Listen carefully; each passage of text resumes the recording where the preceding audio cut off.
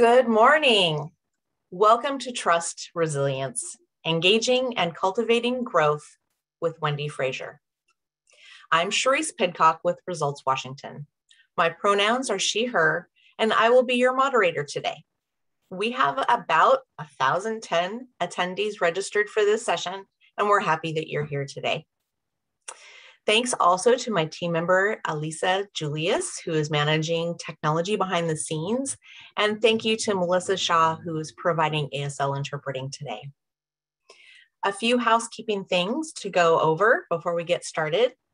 We know many of you are familiar with Zoom meetings, but there are a few differences with Zoom webinar, which we're using today. The biggest difference is that you won't be able to talk or have your video visible. This ensures all participants can focus on today's presentation.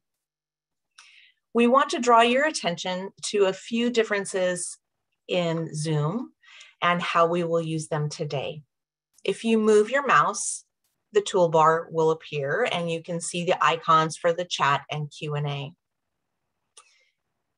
We are using it to share handouts, and chat between participants is not available during this session. Feel free to pop questions in the Q&A feature. We won't be able to respond to all the questions. Feel free to pop questions in the Q&A feature. We will try and get to them, but as I mentioned, we may not get to all of them. And if you're having technical difficulties, you can use the Q&A feature and we will do our best to reach out and help you with any technical issues you might be experiencing. You'll notice the icon for the closed captioning on the toolbar. If you wish to see the closed captioning, you can click that icon to turn it on or off. And you can adjust your view to make the presentation or speaker larger by sliding the vertical bar on your screen from left to right. We are excited to be able to provide you with session materials. Presentations are already available on our website and will be dropped into the chat. The link will be posted in the chat for you. And the video will be available within a week from the time of the presentation. Finally, at the end of the session, a survey will pop up. Please take the time to complete this quick 3-question survey. It'll provide the presenter and Results Washington with real-time feedback. And if the presenter should get disconnected, we'll try to get the webinar back up in about 5 minutes. And in the event that we're not able to do so, we are recording the session and we'll put it up on our website.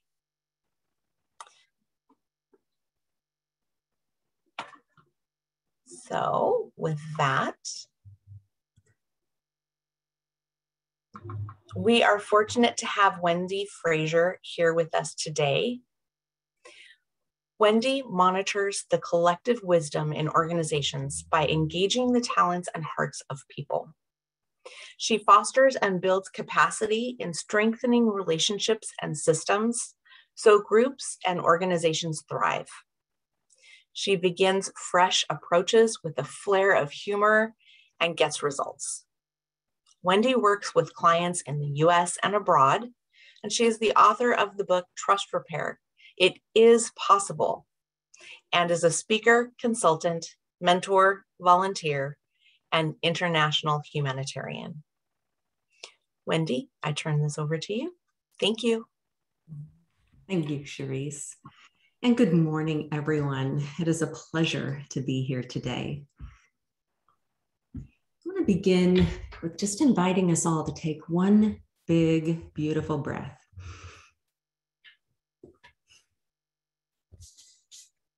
Just take inventory of yourself, your body, how you're feeling, your emotional state. And if you're like me, probably you've recognized we've been through a lot in the last 18 months. And I'm hungry and ready for things that make me feel better, ignite my optimism, give me hope. And in particular, to get that, I'm hungry for strategies. And that's what I've tried to design for you today. Some things in 3 areas. First, we're going to explore burnout. burnout from a beginning study, but then one that's been done in the last fall, and what we're experiencing, and in particular, what are strategies that we can do and take at the individual level and at the group level. So things that we can activate with our peers, but ultimately with ourselves. Once we've kind of explored burnout, we're going to move into an area called post-traumatic growth. I'm really excited to share with you some things that I've learned about that lately. I like learning new things, and I'm happy to share with you that information. But also, I love a good theory and I love models, but I want to know how to activate that. And so I have information for you, again, about how do I assess where I'm at? What can I do to move myself along the path to feeling better, to being more to function better, and get back into maybe some sort of state that I feel like I'm making a difference again. And then finally, we're going to wrap all that up and remind us about how all of those pieces, burnout and what's been happening with, again, the pandemic and our experience around that, how do we weave that into reminding us about trust? And because I believe all of those things are contributing to whether trust is strengthened or trust erodes, and we can all take some steps toward making that happen, or at least making it better. So this picture reminds us perhaps that things feel a little blurry. They haven't been as clear to us in the last 18 months. I just want to acknowledge that that's true, and that's true for everybody, and it's conjuring up feelings across the spectrum. Oops. How about that? Advancing the slides too quick. You might be feeling frustrated, uncertain, anxious, right? This picture might kind of describe how you might be feeling today, or it might have described somehow how you felt in the last 18 months. I would bet each one of us have felt like this picture. And it's natural. With all the things that are happening, we do have moments that bring us down where we're really uncertain. We might have an experience in the last 18 months where we've looked at this as an opportunity, as a gift, as something that I can consider. What are the possibilities? Perhaps I was working too much and not spending enough time with my family. Well, maybe in the last 18 months, it's given you the gift of time, the gift of reconsidering how I mend and work with relationships, and in particular, how do I spend time with people in my life that matter? Even looking at the gifts of how we do our work and how that can make a difference for our customers, and are there things that we can do different and better so that that makes a difference. So just want to acknowledge that there is this continuum, right, of frustration or excitement, uncertainty, possibilities, and it is natural for us to ping pong back and forth. And you might have some natural tendencies of where you land on that continuum, right? And I also believe our customers are experiencing the same thing. So what can we do about that? Well, let's take a look at burnout.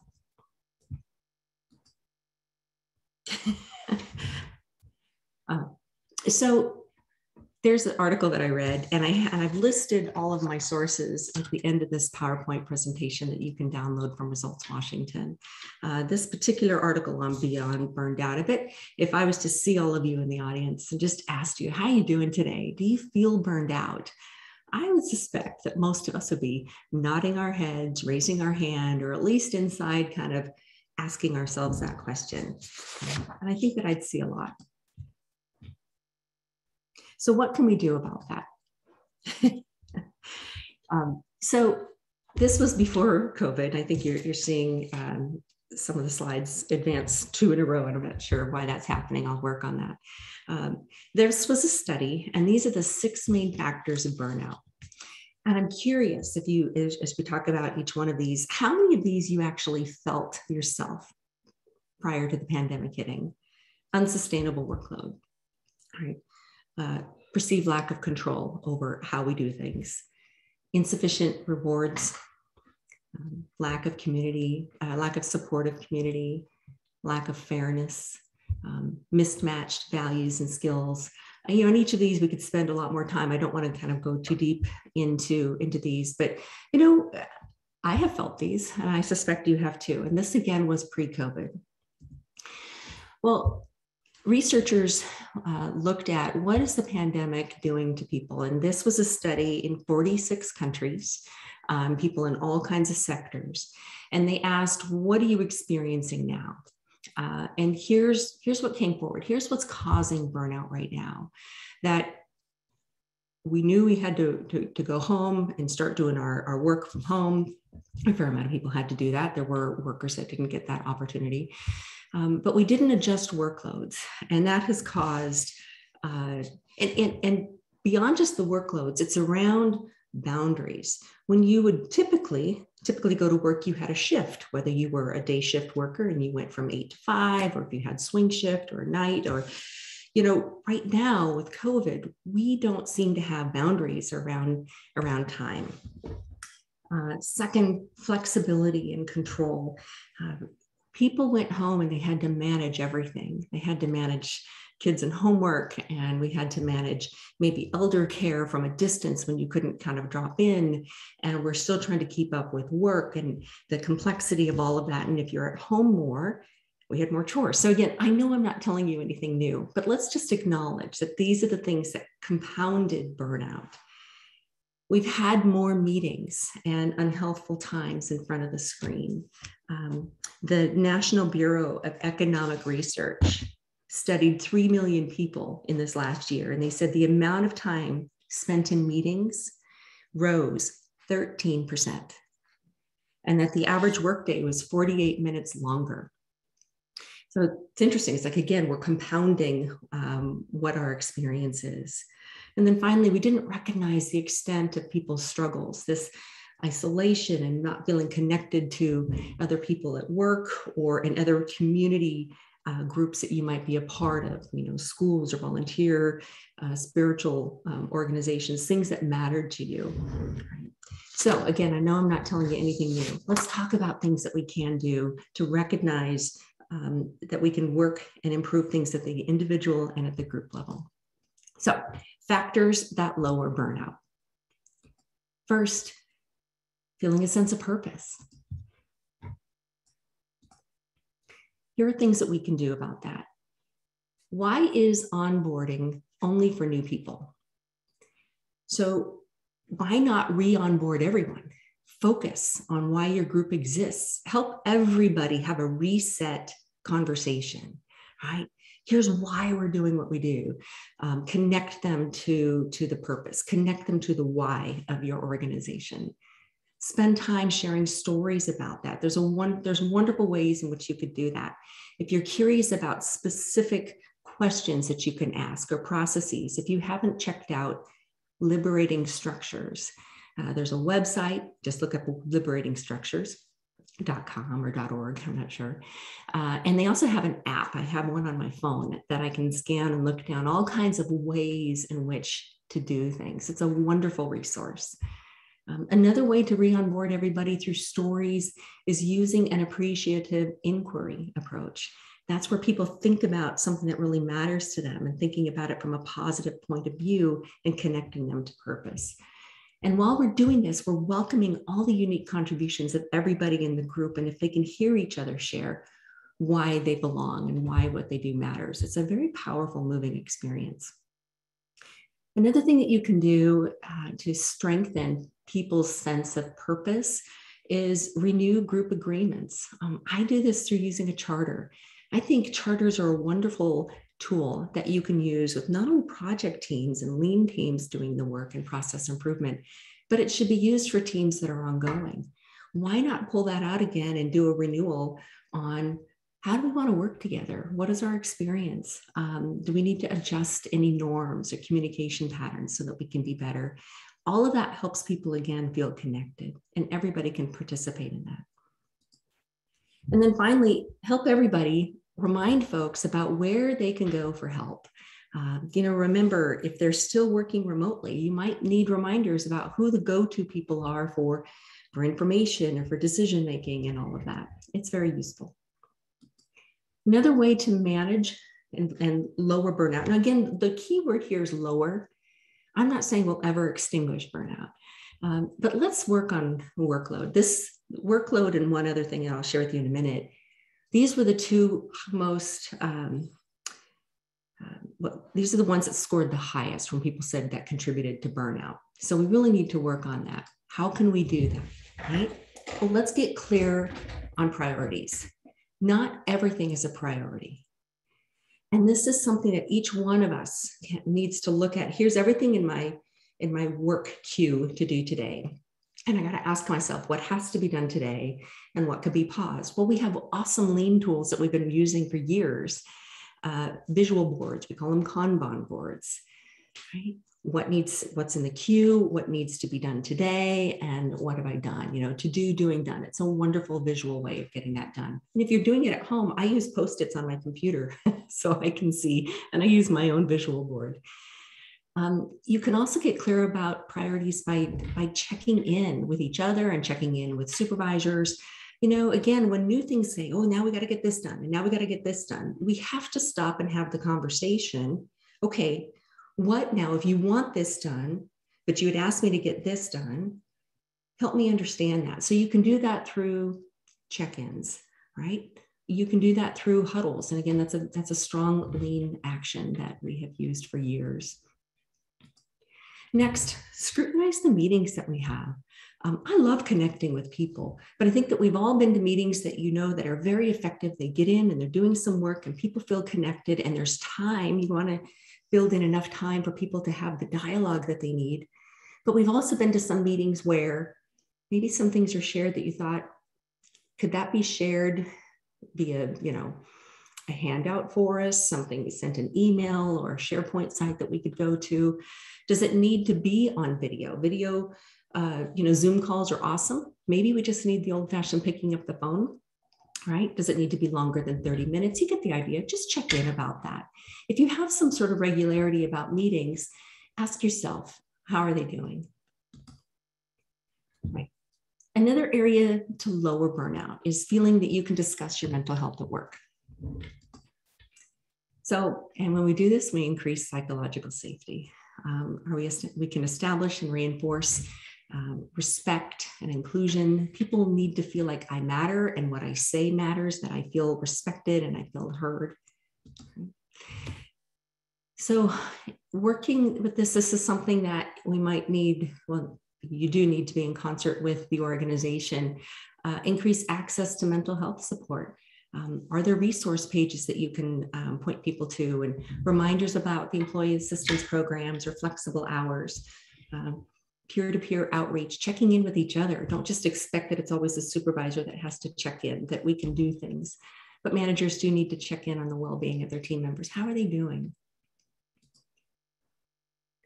Do you have an empathetic manager? This was the second highest scoring area that they said that contributed to burnout, and that can also reduce it.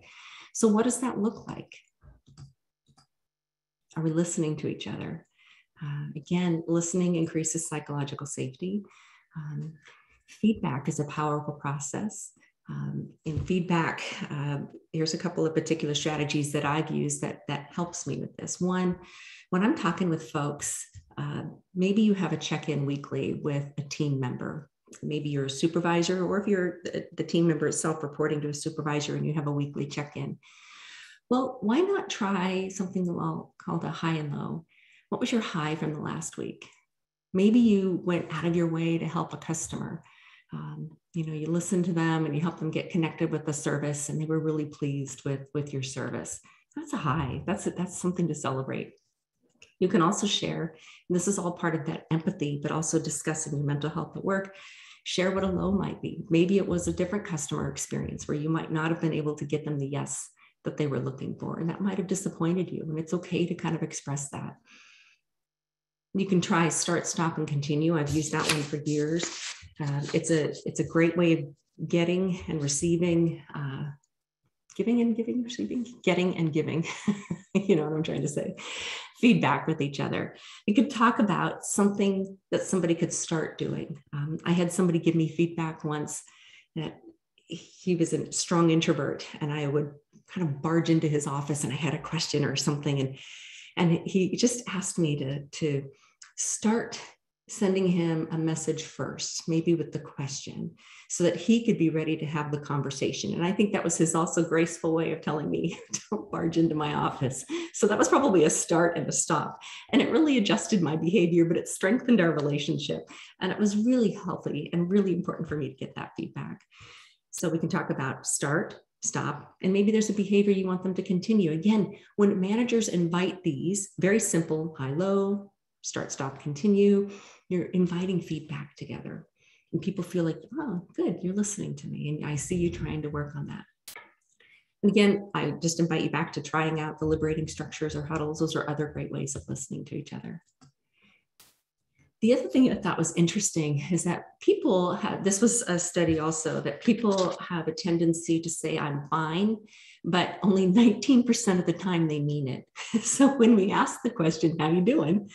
And they say, I'm fine, why don't you sit with that a little longer and say, really, how is that? And you might disclose yourself in that moment to invite their self-disclosure, saying, I'm okay, but this last week did this to me. And you just might share a small story, right? You're showing some empathy, you're disclosing a little bit, and you have some patience in that. Then maybe your teammate may do the same. And you're really going to get to the place where if they're fine, they're fine. Or if they really want to express something, it might be a wonderful opportunity to do that. Finally, we want a connection, a strong sense of connection to family and friends. Well, we don't typically have family at work. Some of you might, but how do we do this? Well, we build relationships best face-to-face. So when the time is right, when we find safe ways to help people connect in person, let's do it. And I'm a strong believer that everybody needs support. We need to strengthen personal and professional support systems. There are ways to do that, such as, again, the first thing that I suggested in that sense of purpose and re-onboarding everybody and letting them know who they can go to. Well, that's a particular area of support that I know who to go to, who can be a guide. Maybe there's someone who I need as a role model. Maybe I need someone to help challenge my thinking so that I can really do better work. So support looks like a lot of things, and just invite people to talk about that. All right, so I'm going to ask you to spend 1 minute and think about these areas. What are 1 or 2 things that you can do to reduce burnout for yourself and perhaps the team that you're working on?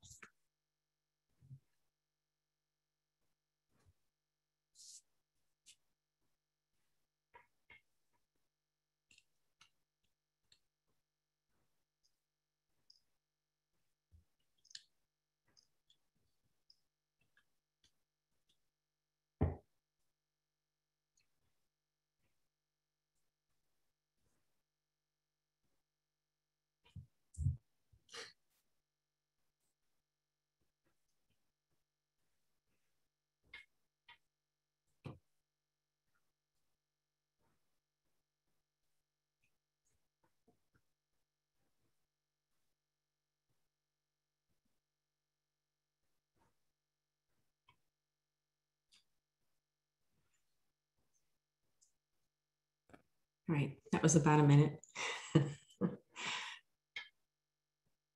So far we've talked about some understanding burnout and some practical strategies to manage that. But sometimes our experiences go deeper. And I would suspect that this pandemic experience has led us to thinking about pulling our hair out. We're experiencing trauma around this. Or some people, dang it, might be experiencing peace and understanding that, again, there's a continuum here.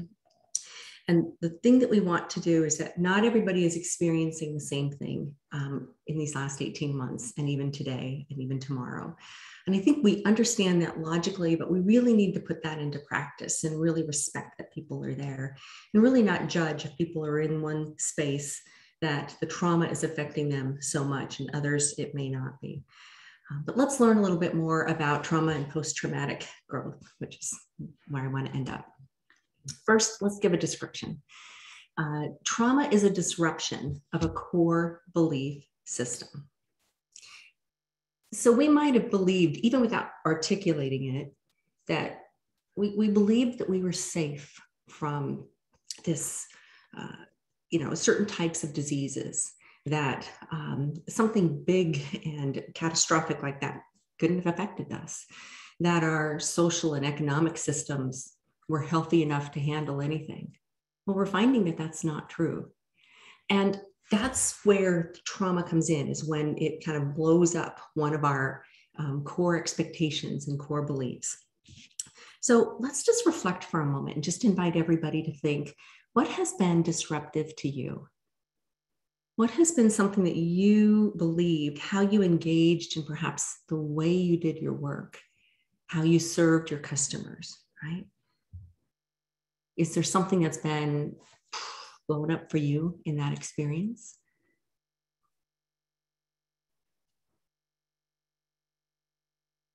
How about how you work with your colleagues? How about how we work with and connect with family and other people in the community, right? What are some things that have been disrupted in that for you?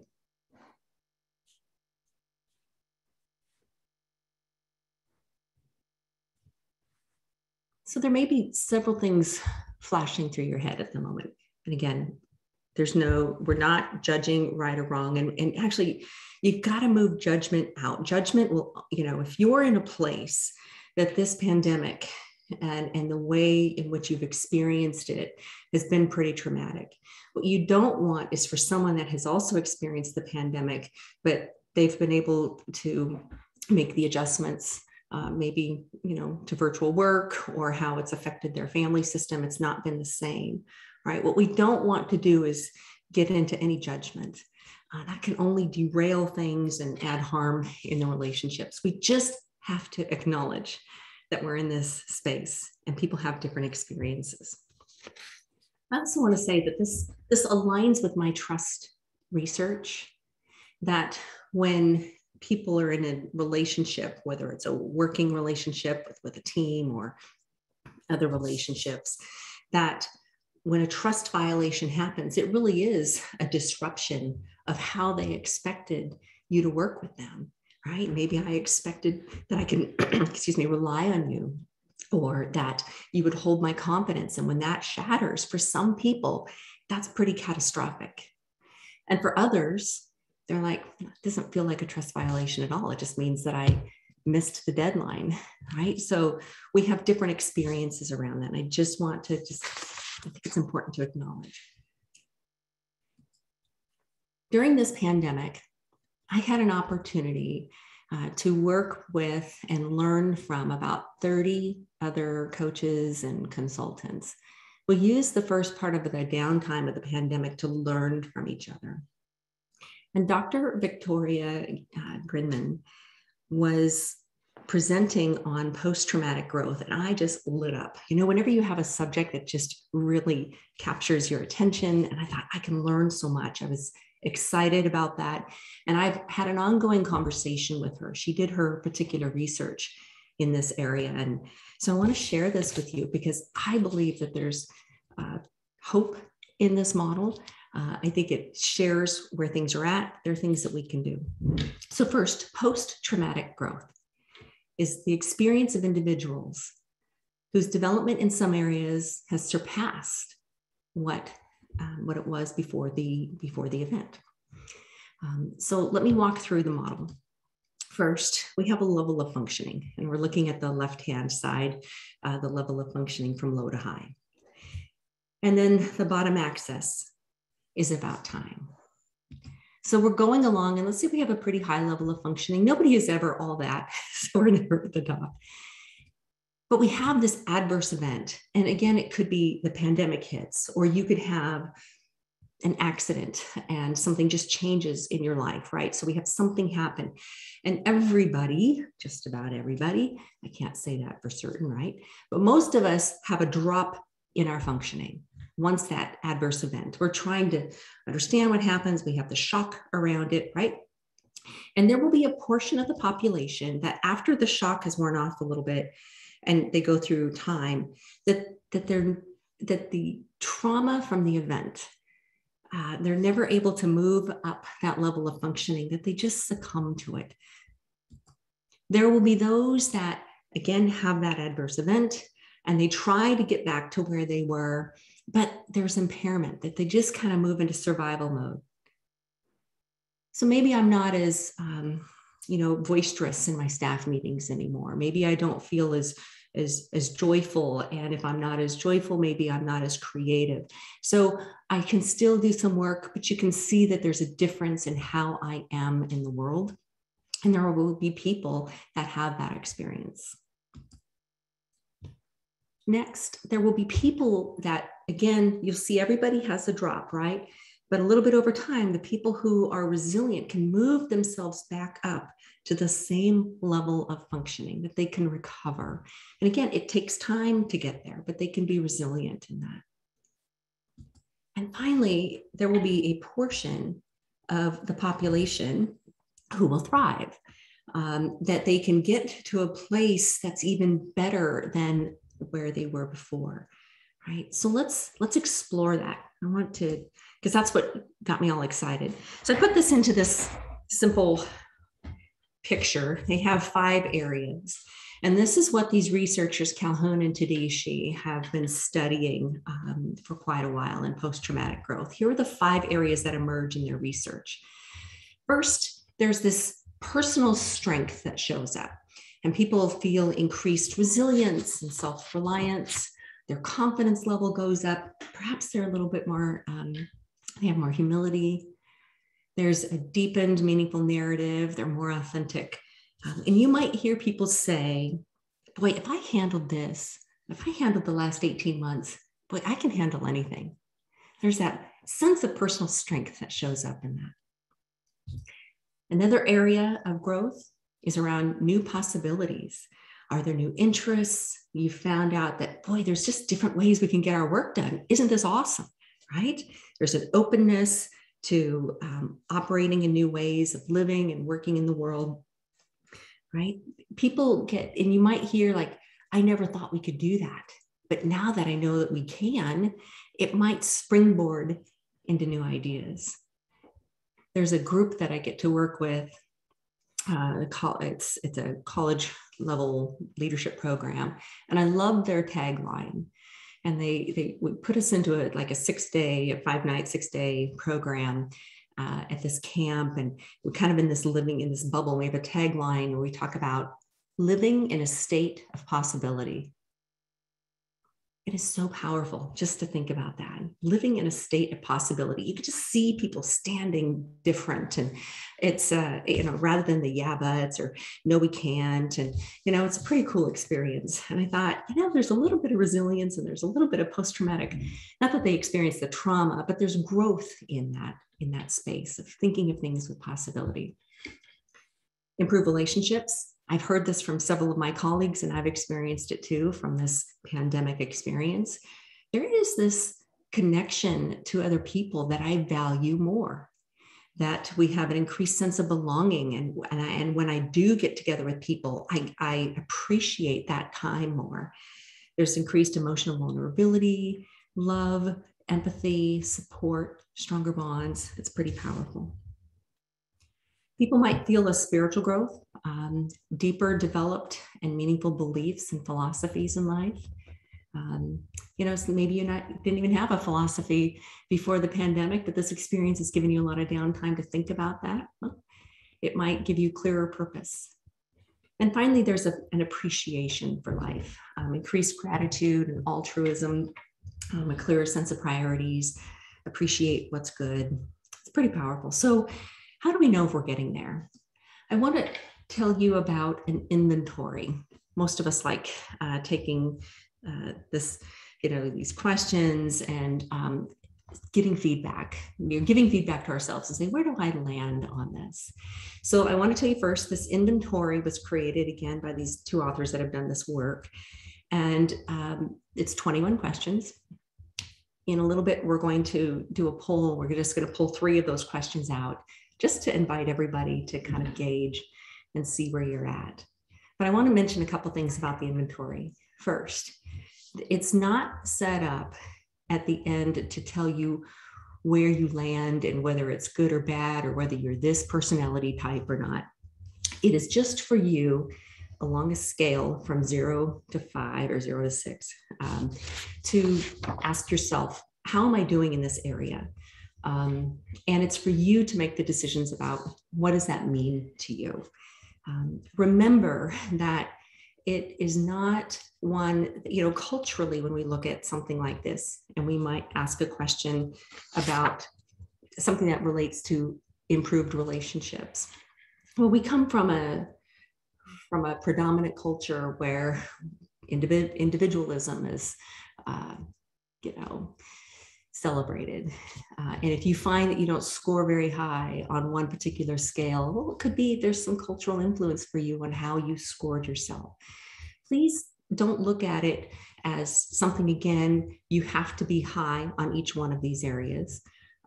It's really for you just to gauge where you're at today. The 21 questions will show up in a handout. And that'll be posted to the Results Washington site in just a minute. But let's take 3 of those questions. And I have a Results Washington team member who will help me pull up that poll and invite everybody to answer these 3.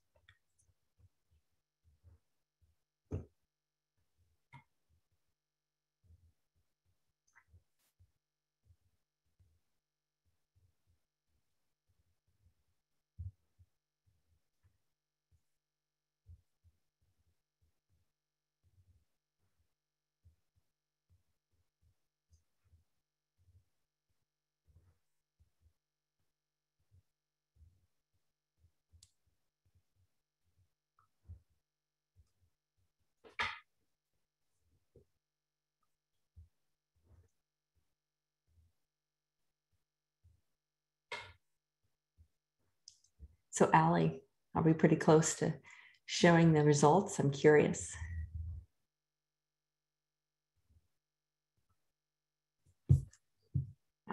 Let's take a look. The first question, I know that I can handle difficulties. Look at the range. Yeah. It's interesting, isn't it? 30%, the highest number is at the 3 level. I experienced this to a moderate degree, right? Some people are still experiencing, I'm handling difficulties, getting to the place where I know I can handle it, where you might be, right? Let's look at the next one. Right? I put more effort into my relationships. That one's a little bit spread more out.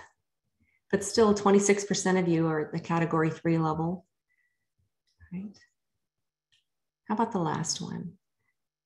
I am more likely to try to change things which need changing. Still again higher at the 3 level, but very close to level 4. What strikes, thank you very much. I'm gonna close that poll out. What strikes me about that, I'm not surprised with this audience and our work and focus on lean and tools to improve the way we do things over the years. And especially people here in this audience, you're probably hungry to want to make things better. So thank you for that.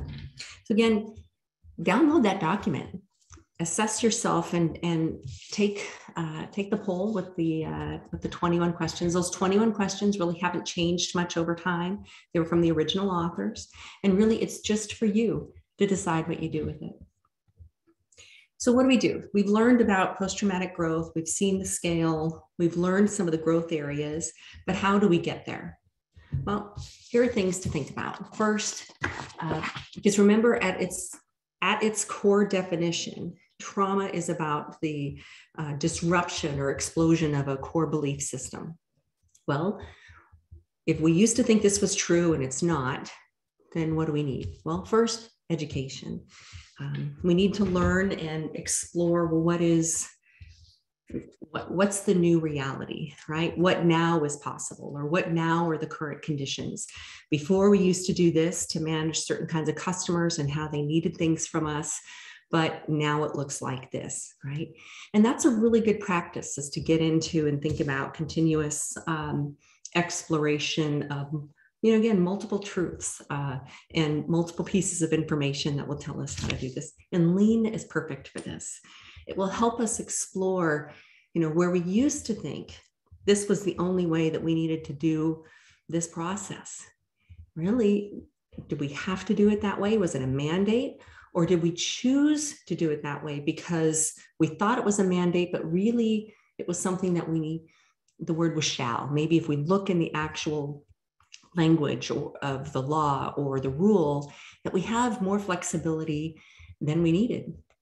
Use that as an opportunity to get grounded again and find out what's possible. Educate yourself on that. Second, emotional regulation. We have to be in the right state of mind to facilitate post-traumatic growth. Remember, I kind of just wanted to say, don't judge people if we're anywhere on this continuum. Some people are ready to move forward. They might not have had the strong experience. Well, some people are still dealing with some pretty significant experiences around this. And maybe they're not in the right mindset yet. That's okay. But things that will help you in that is emotional intelligence. There's some wonderful books out there, and there's inventory that you can take. There are a number of exercises that are embedded in kinds of workbooks to help you figure out how to manage that. I read just a couple of days ago this, and some of you might know this, but I read about, they call them ANTs, A-N-T, automatic negative thoughts. And they said, sometimes we get into a cycle and we keep ruminating on negative thoughts, like this isn't going to work out, it never works out, or or they don't listen to me and they never listen to me. You get the idea that you can stay there. Well, that's affecting a part of our brain, the limbic system, and it reduces my ability to problem solve and to be in healthy relationships with others. And I'm not saying you're not in healthy relationships. It just contributes to it. It makes it more difficult. Because it alters brain chemistry. So I found that really interesting. And I thought, it's true. Because I know when I have felt kind of crummy and I'm in that space, I feel it in my whole body. So I have to kind of put that aside and say, what can I do? So emotional regulation is a really important piece to help with post-traumatic growth. Disclosure, that's something that, again, share your story. Talk about how you're doing. The more truth we can put to things, and I'm not saying you have to share your personal journal with everybody, but you might find ways that you can be real with each other and share where you're at. And some of the tools that we've talked about in the burnout section can help you with this too. Narrative development, what's the story that we're telling ourselves? Is that story something that reminds us of what's possible? Or is the story we're telling ourselves that, things don't work out and I'm just not sure it's working, right? So just invite yourself to think about the way you think. And then remind yourself that you're the author of your book. And you can choose the story and the narrative development. Finally, be of service. You may find someone who has had a similar experience than you. Well, go and be of service with them. Offer to be a guide or a support. Tell them your story. There's something about when you're of service to others, especially in something that you have been in the same boat, really makes a difference. That's another way that these researchers have found that can facilitate post-traumatic growth. So think for a moment about what you can do to increase that for yourself.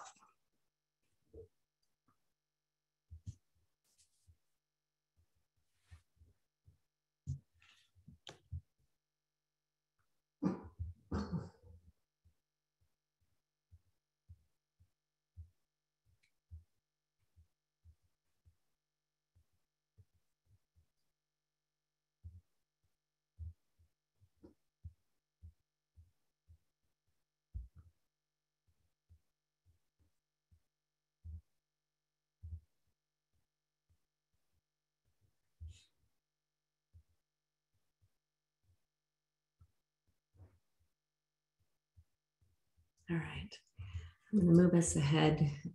I have about just a couple more minutes, and then we will open it up for Q&A. So we've spent time talking about burnout and practical strategies.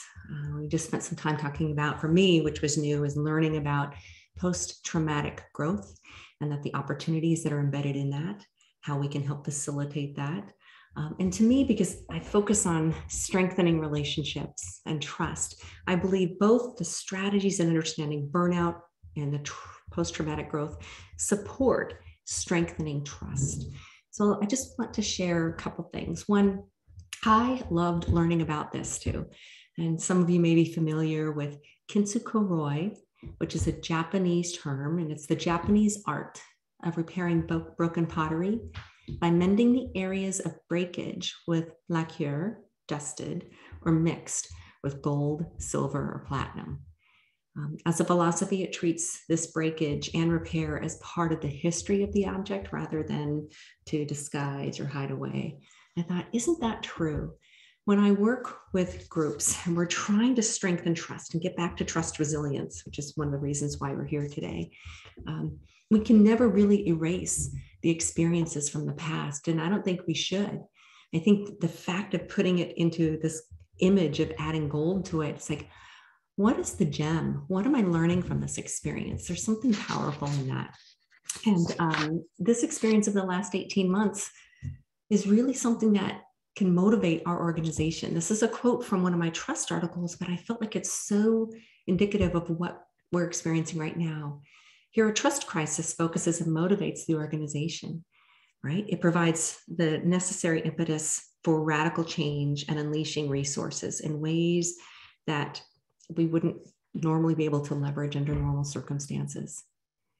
Think of the tools that we have available to us. We have been spending time over the last decade or more, because I've worked on it for a long time myself, to activate and use these lean tools and thinking and mindsets that can do this. I'm so excited to be in this space right now, to activate people's thinking and to use these tools and models to help us through that. But people may not be ready. And I think that we need to remember that some of you might be raring to go. You're ready to have these conversations. You're moving along that continuum of post-traumatic growth. And others may not be ready for that. And we have to say that that's okay. We can still do good work together, but we need to have patience and grace and understanding.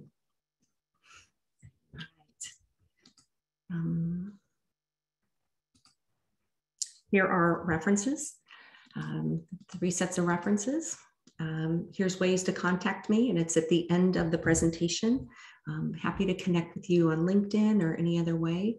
So I'm going to stop sharing, and it would be great to find out what's emerging in the audience. Hi, Cherise.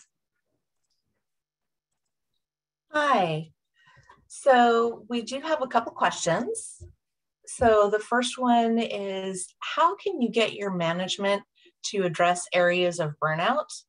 As a staff member, we only have so much power within our departments to really create a change. And it helps to have the support of your management team, but sometimes it's hard if they're also not open to change. Mm-hmm. So do you have any tips on how to outreach to management? Thank you. I have a couple thoughts about that.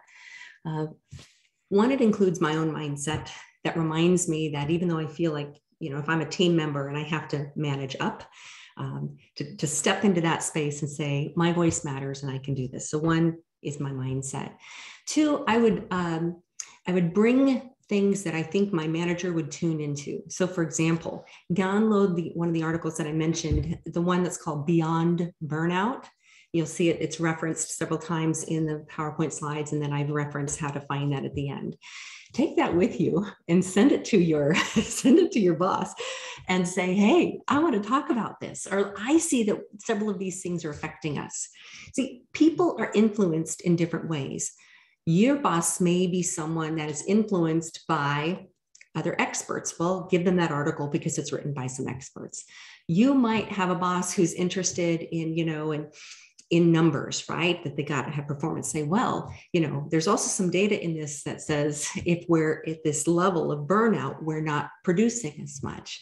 So let's do a couple strategies so that we can become more effective. So I would influence up by thinking about how does my manager hear things. So hopefully those are a few strategies. The other thing is if you want to make change, sometimes you need the power of three. That means have a couple of other people go with you or share a common email and suggest, can we talk about this? There's something that helps start movements if you have at least three. Great. Another question is, we have some distrust from events before the pandemic. Can we use this crisis to foster forgiveness and retrust? Oh, I hope so. I do. Think of that one image. When I found that again, I love researching and thinking about new things to offer. And I loved that image of that bowl. And I thought, all of us are works in progress. And all of us have creases and breaks in our own mold, and teams do too. So yes, use this as an opportunity. But what I have also learned is you can't gloss over things that have happened in the past. We have to create meaning with that. And the things in my study and that I have practiced and learned continuously with groups is you need two things. First, you need acknowledgement. So if there were things that happened before the crisis, before the pandemic, right? You have to acknowledge what happened, the pain that might have occurred, whether it was intentional or not, that we let people down, or that maybe a particular action hurt people or their career, or a number of things. So acknowledgement, apology, and then wrap some narrative around that. Give people a chance to tell their story. That weaves into some of the work that I've just shared today about helping us work through this pandemic. So if you do anything, acknowledge, apologize, discuss, make meaning, and then turn those into a narrative that you put into your team charter, right? What are our gems from this? What's our new bowl, our Kinsuku Roy? And then how do you move that into action for the team? I love charters, put narrative into that. Great, thank you. And another question is, how do we engage and invigorate ourselves and our team members after a traumatic event?